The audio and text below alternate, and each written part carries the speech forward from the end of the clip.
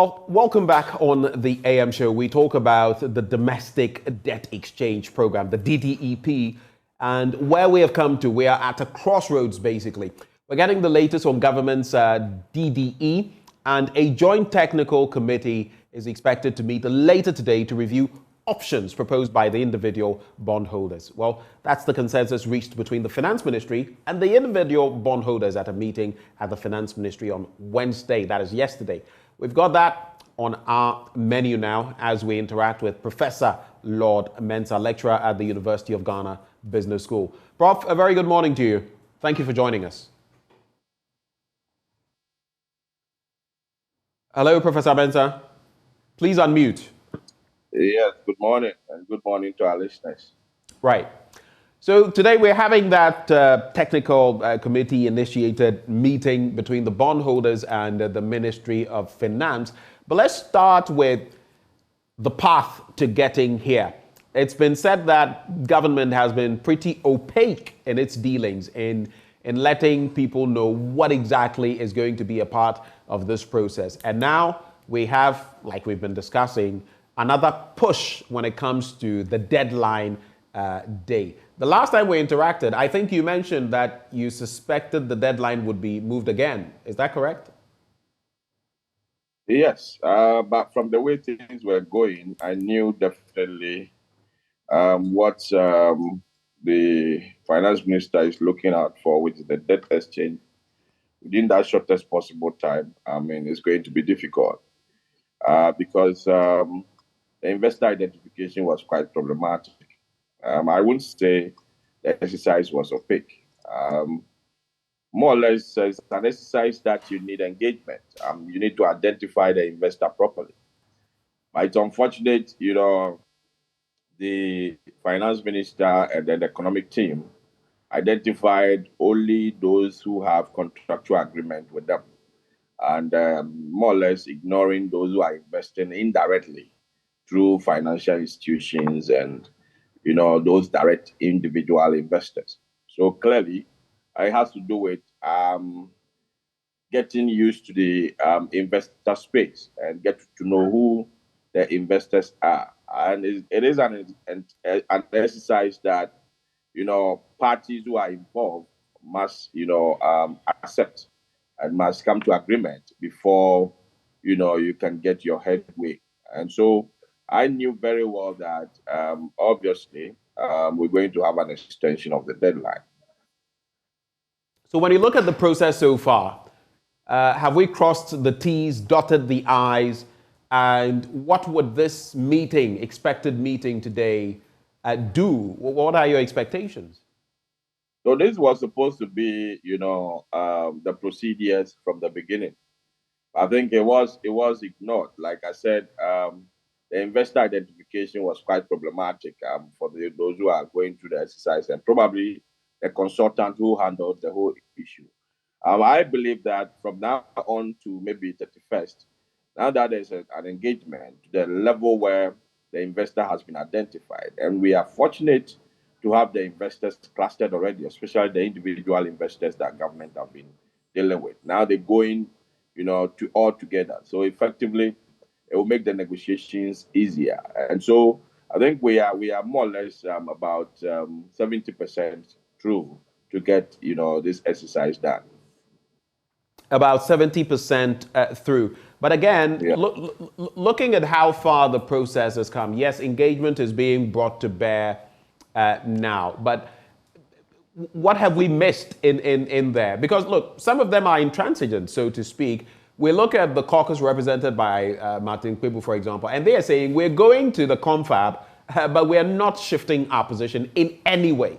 You've heard from Senior Hosi and his group as well. In fact, they've banded together.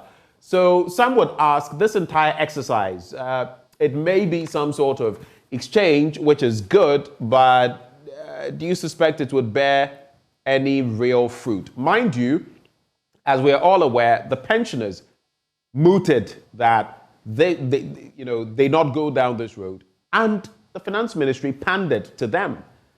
The individual bondholders are saying, well, we're going down that same road, and they are going hard.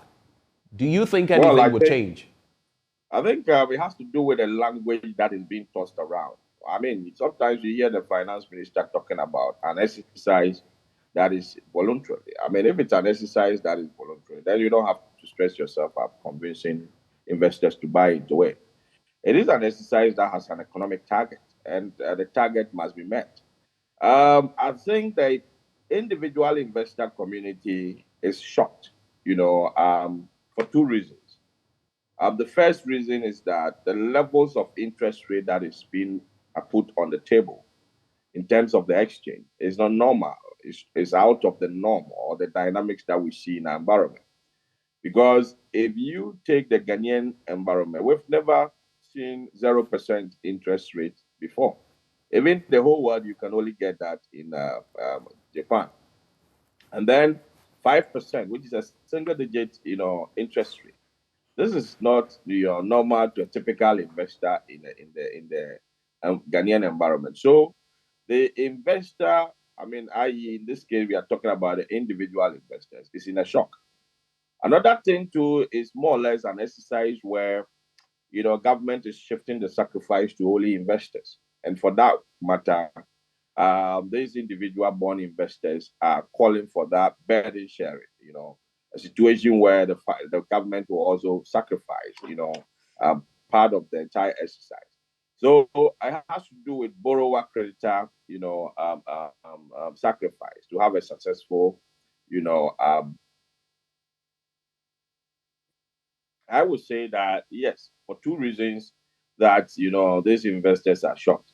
So if the finance minister and his team are able to come up and crunch the numbers very well, and then sometimes reduce how hard they want to go on those investors, because the sacrifice investors are making as a result of the targets the entire exchange wants to achieve. So if you soften the target a bit, and I know very well that it is an exercise that if they get about 80% of the 137 billion, they should deem it, a successful, exercise. And then also, at what speed do they want to achieve the target? If they want to achieve the target within the next 2 years, which will go with a political, cycle, then obviously they will put too much burden on, I mean, those who are involved, or the investors who have put their money with the government. They may have to sacrifice, those 0% and 5% that, for the that government is proposing. But then, if government softens its stance and then say, okay, fine, our target is 137, but then the speed at which we want to achieve it has to go with economic lines. Then, in that case, the 137 can be achieved in the next 5 years, in the next 6. In that regard, the burden that will be shifted to the investor will be reduced, and that is when you see a revision on the 0% interest rate that was promised, and then the 5% and possibly even the 10% come up a bit closer to what the investor was expecting. And in that regard, I think we should be able to get this exercise done. Now, when you look at that technical team that has been set up to review the individual bondholders' proposal, mention is made, the finance minister has said openly that about an 80% buy-in would be required for us to go through with this. And he has also said that it is not obligatory for everybody to come on board. But we also know that if you don't come on board, there could be consequences, so to speak, moving on. Are we in step to get to that 80%? Because, and we'll look at a breakdown shortly of the different dynamics, industry players, the individual bondholders, the pensioners are already out. But from where you sit, do you think we can get 80% buy-in? Oh, yeah. If you look at the breakdown clearly, we should be able to get it, depending on what, the revision will come up with. And I believe if it comes up closer to what investors are expecting, they will buy into it. It's an exercise that Ghana needs. I mean, it is an exercise that if we don't get it, creating that fiscal space for economic, management will be, very, very difficult. So I believe that if the revision comes up with, an offer that will be close to the investors' expectation, it should be able to satisfy them, and they will get an 80% buy.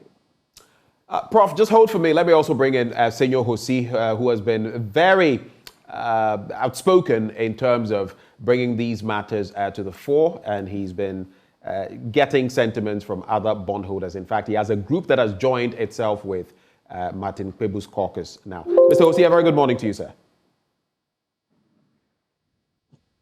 Hello, Senor. Yeah, hello. I can hear you.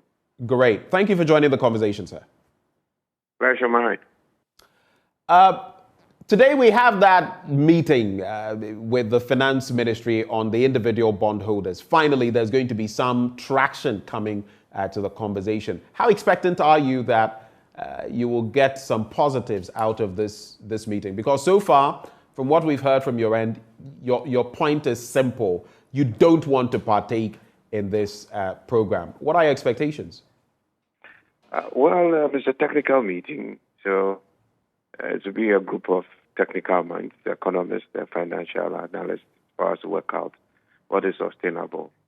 We have reviewed government's challenges, and we hold the opinion that the problem and the solution actually sits within the fiscal space.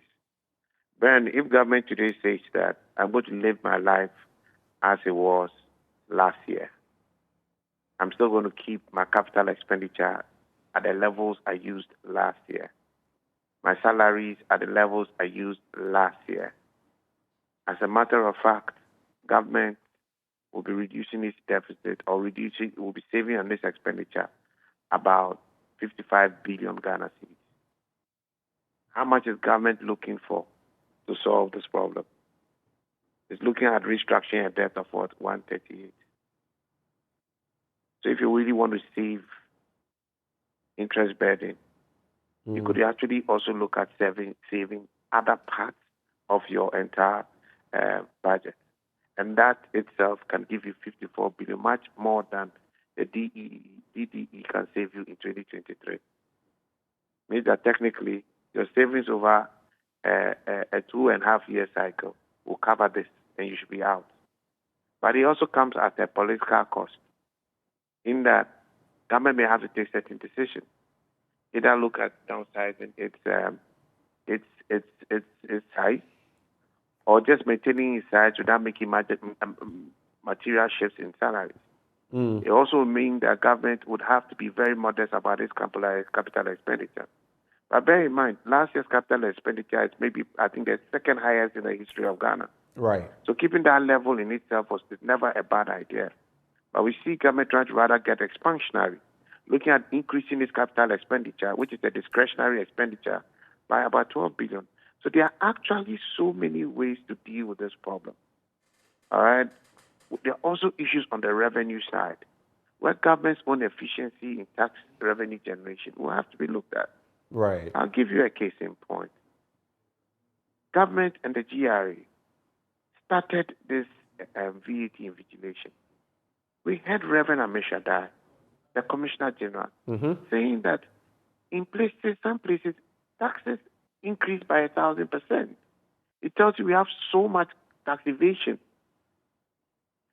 So why don't we deepen these things, but rather take politics, and then government itself says, cancel it because I'm getting too much agitation from tax evaders. Does that make sense? Think about it. There's a total need for a reset in our thinking amidst this entire crisis. So in other words... And it will be quite a disaster that government does not leverage this crisis to fix our governance frame, where people think that because I contributed to your party election, I'm now entitled to break your rules, break your laws, evade taxes, and when you try and ensure that you try and put in efforts to recover my taxes, I will shout, and you say, please let them go. This is not the time to let any people go. The people you let go are the individual bondholders and collective scheme investors who give you their savings, not tax evaders. So there are many things that would have to be done. But it needs government to in respect of that, Mr. Hosi, even today, if you take a look at the Daily Graphic newspaper, you would see the Attorney General, Minister of Justice, Godfrey Yeboah-Dame, talking about some of these, even extending it not just to tax evaders, but tax avoiders, which legally speaking is not criminal. And mentioning that even the biggest entities, when they are caught in the web, they will have to face the law, citing even lawyers. But let's look at, you seem to say that we don't want to be a part of this. What are the alternatives? What are the alternatives you're going to be proffering? We just don't want to. We don't find the basis for us being a part of it. You don't find what? Government was asking for an 80% participation of eligible bonds. Individual bondholders and collective investment schemes account for just about 11%. Then, so it means you don't need these people. But now look at the other big. But Senor, hold on, let me finish. Hold on. You say that you constitute some 11%, and you say they are not needed. Let me finish this point. Yeah, Ben. When you take the other pie, there is a structured industry, and there are structured interventions to cushion the impact of this program on them, like the banks, like the insurance companies. They are putting in financial stability funds. They are putting in revisions in their liquidity ratios. They are putting revisions in their cash reserves. That increases their liquidity for them to recover. There is no recovery for your inability to do your dialysis when you are not getting your money. There is no recovery for you as an individual, for you to go to buy your land that you have saved money that you have to build now. By the time you get your money, the land is now 10 times the price. There's no backup plan for you to miss your education that you have saved. You can't tell your children to wait for 15 years before you can actually fund the education you plan for them. There's no backup for the individual, but there's a backup for almost everybody else. That's why we see this is where it hits the harshest. This is where it hits and hurts the most. You don't touch that. But to solve your problem, we are willing to work with you. There are ways we can work together to win together as a country. But it starts with you taking some more responsibility. Thank you for making that point. So you say this is where it hurts the most. Two things I want to say to you, Mr. Hosi. This is where it hurts the most. Anyone who is going to be involved in this debt exchange program is going to experience some hurt. So you're not going to be left alone. You're going to be in very good company. The other bit to mention... Hold on. Because we don't have any backup like other people do. Right. The pensioners felt they would also be getting the brunt or the short end of the stick, which is why they opted out. But when you look at the firms and institutional bondholders, you would see that we're talking some 34.73 billion, constituting about 25.3%. And yours, as individuals, is 11%. We must get to at least 80%. To meet the IMF's requirements for debt sustainability. It is also not the case, please. What is not the case? We should educate the public pretty well. So let me make this point before you come in. IMF has not told you to do 80%. They've asked you to come with a sustainable plan. That's all they've asked. A sustainable plan. The government wants to go this aggressive. So the finance minister to revise your aggression. Mr. And Hosi, you must also do that looking at readjustments in your fiscal structure, i.e. government should revise its expenditure. And optimize its revenue. It can do that as an alternative to this harsh process. Those are fair points. There must be some process of burden sharing. Right. We can all relate to that. So those are fair points, but Mr. Hosi, the finance minister has said that to give us that cushion as a country, 80% is the minimal. If you look at Jamaica... That's the finance minister. Mensa is there. But he is at the helm of affairs of our economy. No. You see... And he is managing this. It doesn't make him God. That is why he's open and kind enough and very cooperative. Our engagement yesterday was fantastic. Guys, we are supposed to work together as a team. Right. Let's sit down together at Georgia and see what alternatives we have. These are our initial ideas. That's how policy is properly sustained and built. So I really love the minister's approach following yesterday's meeting. He's not purporting to be the sole repository of wisdom and knowledge. He's saying, guys, we are open. Let's discuss and look at the issues and see how best we can manage it. You may also have some great ideas. And that openness is what we need to have for us to sustain policy in our country. So I commend Ken Ofori-Atta for that. So it's not the case that we necessarily have to do this level of aggressive, DDE. There may be a revision to it that can be more sustainable for us as an economy. All right. Government, if you study the budget pretty well, and you study this entire policy well, you realize that government primarily wants to create enough fiscal space for it to embark on its own legacy goals within the next 2 years. But it is a fair goal to achieve. But don't do it at the expense of people's sustainability when you are out of office. Okay. Just hold for me briefly. Let me bring in Martin Pebble, your colleague on the other end, who is also fighting for same. Mr. Pebble, good morning. If you can hear me, Mr. Martin Pebble, a very good morning to you.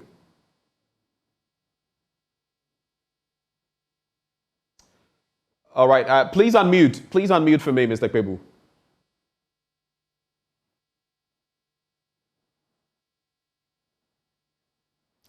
Please. Yes. Okay. Good morning. Right. I can hear you now. I can hear you now, loud and clear. Good. We've been talking about the debt exchange program. Okay. I mean, we've interacted with you for a while now on the same bit. I heard you yesterday talk about the fact that, look, we are not going to shift positions on this. We are not going to change our positions. And the question was posed to you about why then you are partaking in this entire enterprise. So I know you will be there today in full force. What are you going to be suggesting to government on the debt exchange program? Okay, Mr. Akakpo, and the two groups, we've merged them. So we are presenting a unified front, right? So we are together. Now, secondly, what we are presenting to government is the cutting down of the expenditure, right? Look in the budget and suggest to government cut to free up space for government to exempt individual bondholders. That's the whole business. That's the plan we sold to Ken Oforiatta, and he bought it. You know, prior to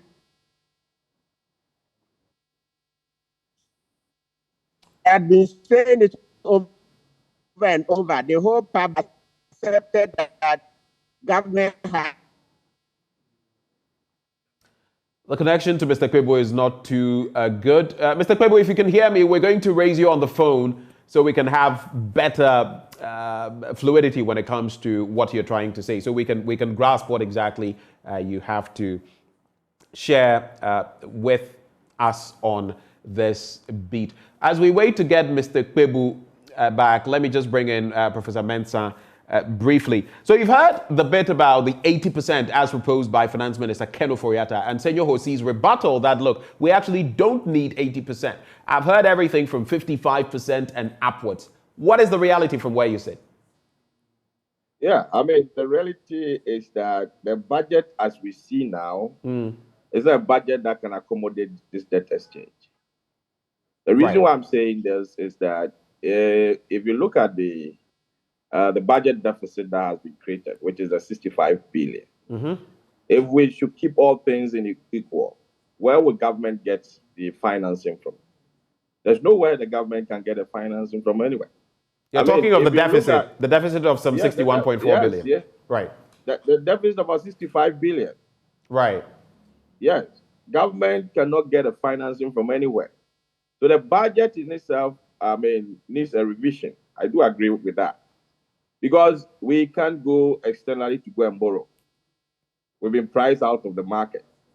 And then if you look at the local market, clearly you realize that with this, debt exchange going on, government cannot get any long-term financing from here. And so we may be tempted to use treasury bills, which is being done now, to finance, some of this budget deficit. And it's quite risky because if you are using treasury bills to finance, capital expenditure, then we don't know the kind of economics, you are running. So effectively, it tells you that, yes, indeed, we need a revision for the budget, which will accommodate the entire, debt exchange. Now, the target of 137 billion, which the government is looking at for about 80%, well, it may be quite aggressive. And if we should soften it a bit, it should be able to bring, the interest rate or the proposed coupons that government will put on the table to a compromise level. You say soften it a bit and maybe compromise. To what extent? About what percentage do you feel would suffice below the 80%? Well, until I get the numbers in front of me, I can't be specific on the the percentages. But let me tell you one thing. If you want to achieve 137 within 2 years, which will go with the political, cycles, why don't you spread it and say you want to achieve the 137 in the next, 5 years? So probably your target of 137 within the 2 years is what is making up the 0% 2023, 5%, 2024, and then 10% thereafter. But then if you extend it to 5 years, you may end up doing about possibly 15%, this year, and then, maybe 10% the next year as, it goes on. Right. So effectively, it has to do with the speed at which the target needs to be achieved. And if the government should revise the speed, it should be able to help, all of us. So now, very briefly, I want to bring in Mr. Pebble, but briefly. Let me chip in this. Let me chip in this. You see, if you look at the proposal now as it stands, it's not investor friendly in a sense that an investor who has never experienced a single digit, interest rate before, if you put 0% and the next year you put 5%, that investor is going to be in shock. So why don't you front load, this interest payment and say that, well, I can pay you, maybe 10%. Let's assume that the current structure is what we are accepting. Right. 10% this year, 10% next year. And then the investor will have enough space to plan with that 10%, sequence that he's receiving. And then end up, receiving that 0% or 5%. But I'm not saying that is the ideal percentages that the finance minister must come up with. After the review, whatever the case may be, the review should be in such a way that the investor will be in comfort in a way, because it's an exercise that even much of the exercise to bring back the economy, you still need an investor. So effectively, we may have to look at, the sequencing of the interest structures. Thank you for that brief comment. Let me bring Martin Pebble back on the line. You were making a point, sir. Yeah, so I mentioned that the business of the committee is to look at ways of suggesting to government to cut down on the expenditure for this year, so that space can be freed up, so that's in other words, money made available to pay the bondholders. And let's not even forget, these bondholders, some of the bonds, for Dachi bond and the ESLA bonds, there's already a certain constant stream of income. So let's say the Dachi bond, that's 2.5% of the VAT that we pay. So any item that attracts VAT, our phones, laptops, etc., there's 2.5% for Get Fund.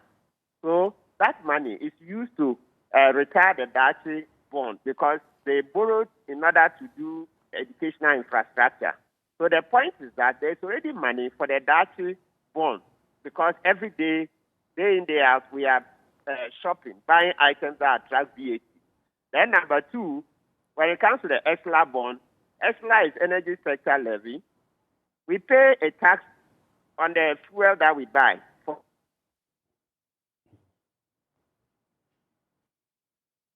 Hello, Martin. Hello, Martin. So there's no need to say that this year there can be no pay.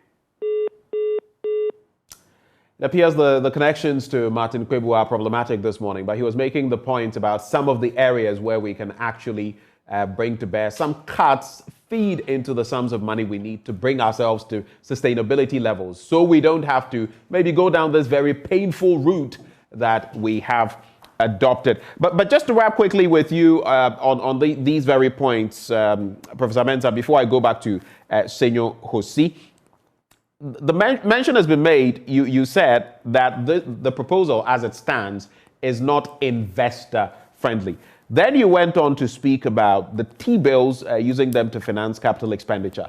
From that angle, because if you look at the document as it's been presented by government, the finance ministry, on this DDE, we know that some mention is made of that gray area of treasury bills that they could be wrote in. So how risky is it for those with treasury bills, though for now they are not in the picture? You would have to unmute, Professor Mensah. Yeah, I'm unmuted now. Can you hear me, please? I can hear you. Go ahead. Well, I think the finance minister, was emphatic yesterday that treasury bills are not going to be roped in. Let me tell you the reasons behind it. For economic reasons, it will not be ideal to put in, treasury bills. Professor Mensah, you know why I'm bringing this up, right? Pensioners were in there. They had to fight to get out.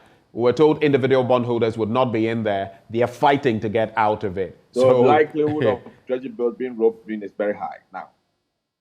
The what? Is that what? The likelihood of treasury bills being roped in is very high. Is that what you're asking? Yes, I mean along those lines. Yes. So what I'm saying is that treasury bills will not be, part of it, because if you look at it clearly, and the finance minister was emphatic on it yesterday, that treasury bills are not going to be part of it. But if you look at it clearly, for economic reasons, you don't have to rope in treasury bills, in a sense that treasury bills serves as operational source of funds for the government. So even if you are looking at, long term, you may need to leverage on the treasury bills inflows, to think about, long term.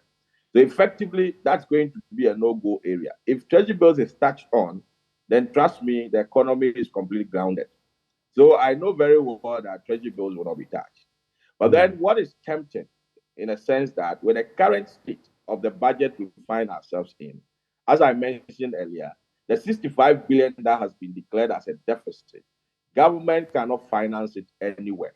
So indirectly, government is running a zero deficit budget, more or less, almost zero deficit budget, in a sense that the debt exchange that the government is doing now, that is what is going to create that kind of, financing, in space of what?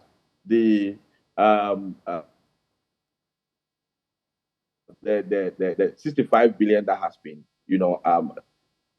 it's more or less the budget in itself is a zero deficit budget, as I see. Even if it's not zero, we are looking around somewhere, 7 billion deficit, which is within the 5% that, that has been proposed indirectly. Because that 65 billion cannot be financed in the local market, neither can it be financed from the international market. Right. So the only way you can fill in, that gap is to get a free space in your interest payment. And that is why government is trying to push, for this, debt exchange. And trying to push for it does not mean that the entire, change should come from one side. The entire exercise has been one-sided. That is why the investor community is in shock. And I believe that with the engagement we are having now, we will end up having, a compromise. And that should be able to help us in a way. So, like I said, it's a zero deficit budget the government has, read for us. Thank you for those comments. Just hold for me, Prof. Seno, so are you looking forward to that compromise, such a compromise? Are you even willing as a group to come to some compromise if government reaches out in ways that favor you to some extent? If there are some changes, what changes would you accept? Correct a few things Lord Mensa said. If Lord Mensa looks into the budget and looks in government's financing program, you will find where the budget deficit is supposed to be funded from. It is coming from the IMF SDR. It's coming from where? It's coming from the IMF. So the IMF money, that's where it is. It's 64 billion provision. That's what's the primary source of funding this deficit.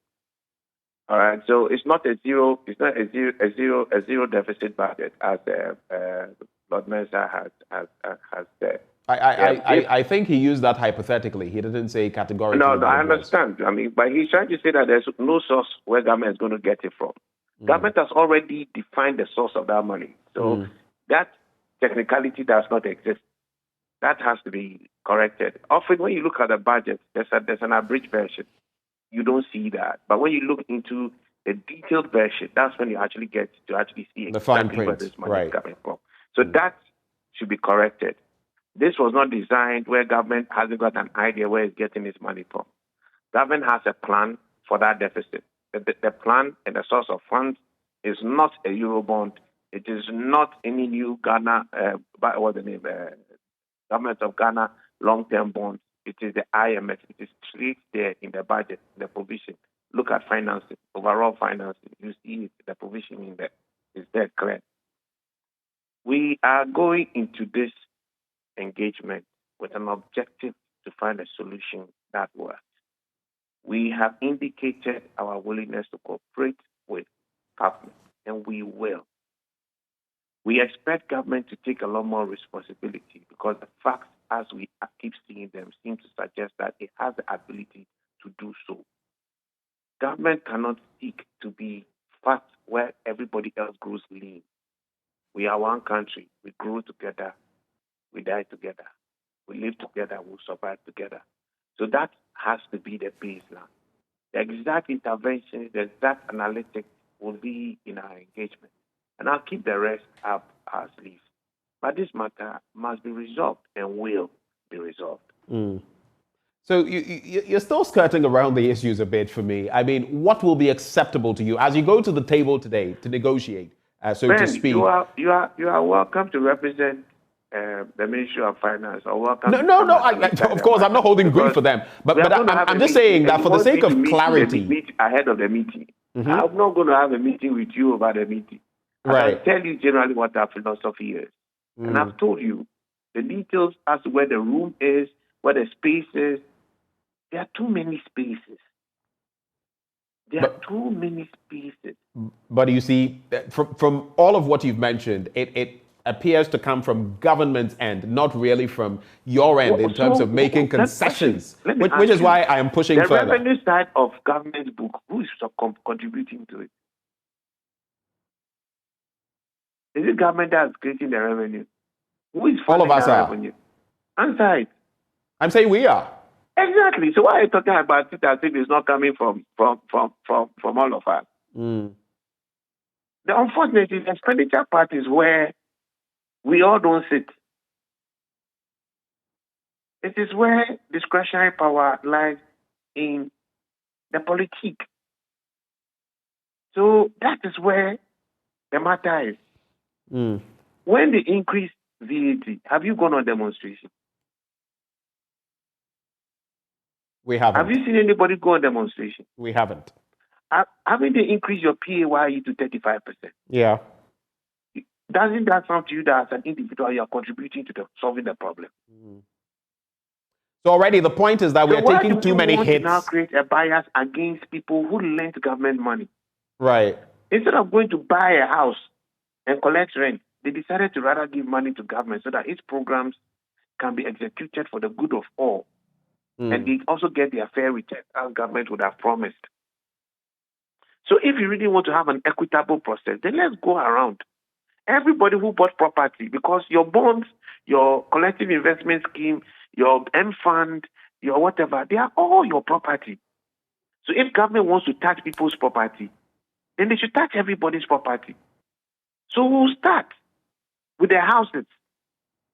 We'll start with the factories. We'll start with the cars. Then you come to the people who lend government money. There has to be equity. That's why the tax that's been brought in creates some equity in the system, and everybody is working with government. But some of these proposals you are putting forward, Seno, they are not things that we can do in the next few days, in the immediate term. They are things that would likely take some time. Itself went to sit down and was invigilating. And their collection was increasing by 1,000%. What does that tell you? Why did they stop? Politics. So if we give you political power for you to exercise it for the good of the people, and decide to use political power to rather facilitate tax evaders, tell me. We do all know how things work in our part of the world. So let's just be practical. Let's just be practical. We want government to fix it. Right. So we don't keep having things work like that. What in Ghana will your children grow in? Government should fix that, Seno. Government should fix that. But the reality we've come to know, you saw it with the e-levy and all of that, is that we're pretty slow on these ends. So in the interim, how do we bridge the gap? About existing laws. I'm just giving you an example. The problem is that this country, everybody has a classmate. So you know me. When I'm misbehaving, I call you. So guys, we all need to reset our thinking. Government needs to come and tell that, look, we're in tough times. Going forward, the good of the country is what is supreme. We are taking no prisoners, no politics. The politicians, if you are in my party, you are the one with the foremost responsibility to pursue the good of my government. So when we get you, you are the first person who deal with the most. Not you are the last person we even think of dealing with. So now start. Go and do your invigilation. All of you in government, all of you in the media, all of us in the advocacy space, we support government. We have to help our country win. But our country and our leaders will be doing the right things. So look at all these things. Go to the port. Look at the Exemptions Act. Look at the money we are losing. Right. Look at the Auditor General. Look at the money we are losing. Take the petroleum sector, which I used to head. 5 billion cities. Right now, I'm sure it's 6 or 7 billion being lost. Nobody is chasing the people because party apparatchiks. In fact, this morning, a guest of mine during the news review, Mr. Suman, was talking about tax waivers and how arbitrarily they are giving out. That's another area. So look, so let me tell you, Akakpo, the solutions are there. The only thing that is that it takes a certain high level of responsibility and the commitment to sweat. It is not the easy part out because you have to look into people's faces that you know and you have to take strong action. I pay my taxes every now and then. The DRA is on my case. I'm still having engagements with them because I filed my taxes. How many big men in this country file their taxes? And that's a good question you're asking because even the Attorney General has spoken about entities and even mentioned lawyers who often get some sums and do not pay taxes. The lazy route, which is now the route of punishing those who trusted government, must stop. And you know one thing that I wish Lord Mensa was here because this is also a lecturer of finance. Professor Mensah is on the line. He's still with us. In every given economy, the lead provider of loanable funds are households. So when you now destroy the savings culture of households, how do you think the economy will sustain itself in accessing loanable funds? Loanable funds to undertake projects, loanable funds to build factories, to facilitate businesses, to promote government investments, infrastructure investments, largely they come from households. So when you go and touch that particular subsector, you are clearly destroying the financial fabric and sustainability of your environment and your economy. That is why you don't touch. Yesterday, I told the finance minister, I'm a shareholder of a bank. I do accept that we will take a hit. And as a result of taking that hit, which I haven't objected, it means that I am going to actually suffer access to returns for 5, 6, 7 years. I own a fund management company. We have agreed, whatever the final position is, to subject our shareholder funds to. Meaning, me, that today I'm an unemployed graduate, I won't have access to my income. But I've accepted that as part of my sacrifice to my country. But as individuals, when you touch that sector, you are destroying the entire economy. So it is not just academic. Because with the banks and Senor, everybody, you have to mention has been made. It's been said clearly that, yes, we're going to feel some pain, but if we don't do this, the economy will be destroyed anyway. It's not the case. Anybody who tells you that is ill-informed. You see, thankfully, the school, we all went somewhere.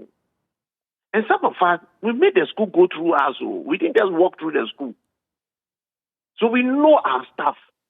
I've been around for a while, understand the policy frame, understand the private sector frame. But you do accept. I have served 2 opposing governments. Right. I understand the space, and I'm telling you, it is not the case.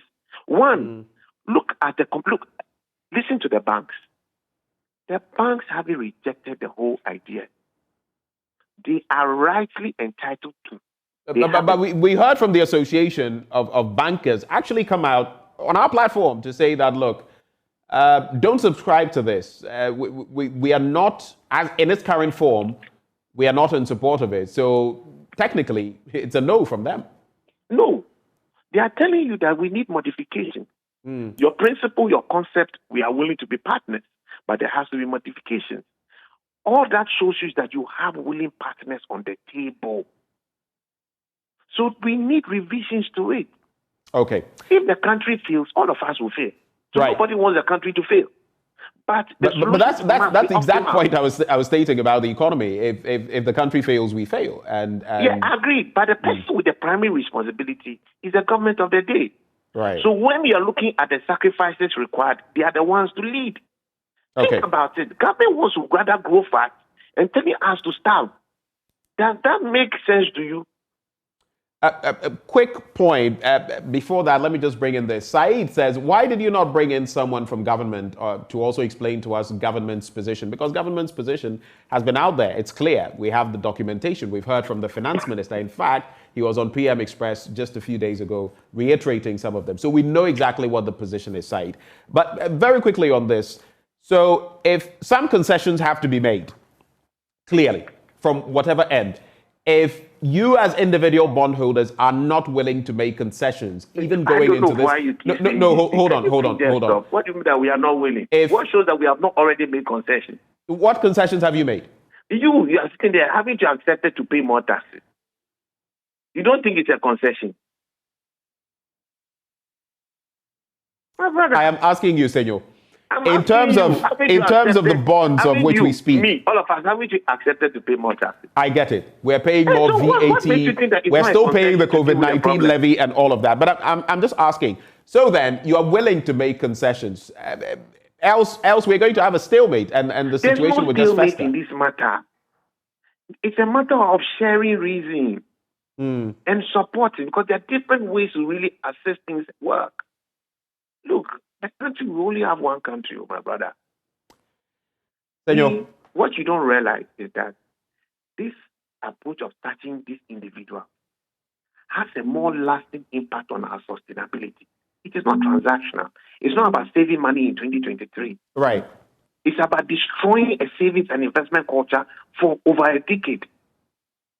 Today, everybody wants to take his money and go and buy a land. People want to take their money and go and buy a dollar. When that happens, how will businesses get money to borrow from a bank? The cost of funds is going to go through the roof. And then you realize that all the things that you're trying to achieve right now becomes negative. We call it, in Ludo terms, 2-6 and loss. You play 6, and the last one loss.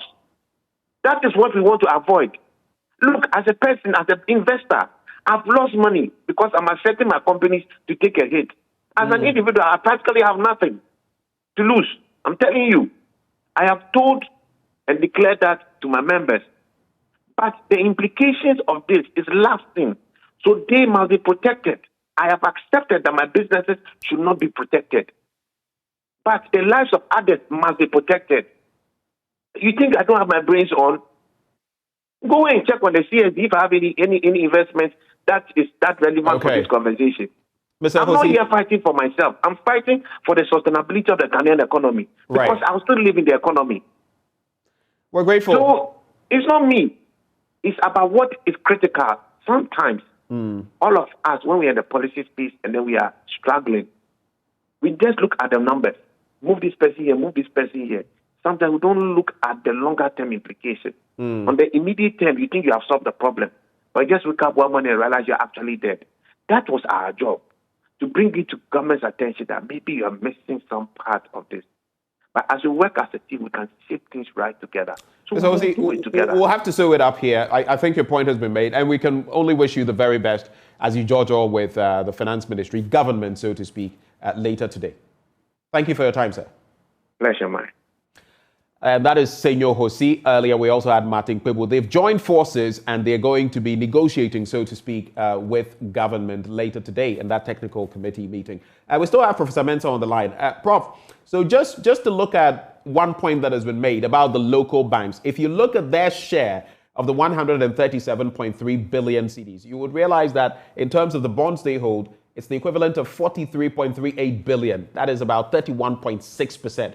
And that's a huge chunk. That's about a third of the total sum that we are looking at. How consequential will it be now that the banks say we don't really want a part of this in its current form? And how do you react to the NPP itself? Some of the members, the General Secretary has said that pensioners, for example, should be exempt. He's been calling on the party to do something about this debt exchange. We know about the pensioners going out, but even the party in power has its executive saying, look, this thing must be handled properly. Final words.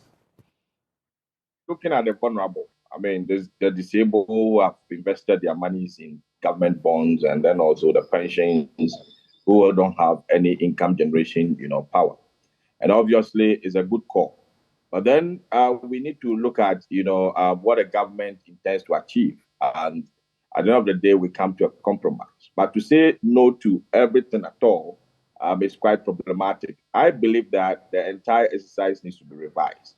With the banking sector, hopefully, I mean, they have the expertise, they have the good eyes to see, what it will be good for them. I mean, when it comes to the possible coupon payment levels and how it is structured, or possibly the patterns that government can adapt to ensure that they get satisfied so that it won't distort their balance sheet so much. If government goes ahead to, implement what we have now, the tendencies are very high. There is a likelihood that some banks may have to sacrifice some of their reserves that they've been building over the years. And it will turn up that, they will not be happy doing that. And in that regard, they may maybe lay off, few workers here and there.